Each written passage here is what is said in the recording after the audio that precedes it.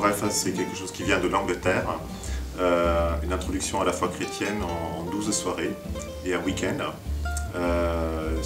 qui se veulent une expérience conviviale, autour d'un repas avec des exposés et des groupes de parole ensuite. Et l'expérience qu'on a fait en communauté, c'était vraiment que cela a d'abord intéressé des gens de l'extérieur, ce qui était difficile à atteindre avant, et aussi une plus forte implication de ces personnes-là après le parcours Alpha. Nous avons organisé trois années de suite un parcours Alpha, et ensuite pour la première fois depuis plusieurs années nous avons eu des baptêmes d'adultes. Donc c'est quelque chose qui nous a beaucoup motivés de continuer cette démarche. Alors concrètement, dans l'église de Lille par exemple, on s'est mis au cœur d'une cantate de Bach. On sait bien que Bach a toujours composé ses cantates autour des récits, des versets bibliques.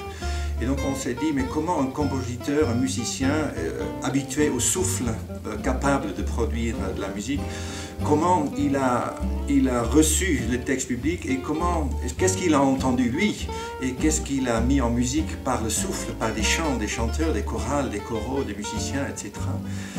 Alors dans cette dynamique, on a voulu s'y mettre aussi pour faire partie un peu de cette dynamique d'écoute, de souffle et de paroles et de chants.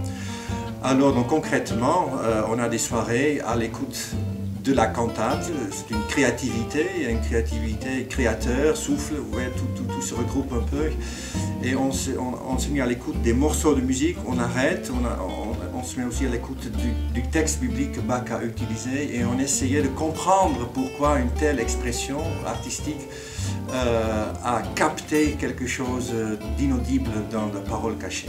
On a un très bon temps de partage avec le groupe œcuménique de Provins où on est vraiment à l'écoute des uns les uns des autres et où en fait je pense qu'on expérimente quelque chose de la dynamique de écoute Dieu nous parle sans connaître l'outil. Et on a proposé à chaque membre de l'Église, à chaque groupe de 5 à 90-95 ans, de prendre un texte biblique, de choisir un texte biblique, d'expliquer pourquoi il lui avait semblé, il avait entendu Dieu parler à travers ce texte biblique, de le mettre dans une forme qui était la même pour tout le monde. Et nous allons en juin, à un culte festif, constituer notre Bible. C'est notre Bible de la paroisse que nous allons mettre en avant en disant voilà, c'est les témoignages de ceux qui ont entendu Dieu leur parler et qui veulent témoigner à l'intérieur de la communauté. Et pour rappeler que c'est ce livre-là qui est quand même le centre de la constitution de l'Église et un outil qui sert à dire aux autres et avec les autres que Dieu nous parle.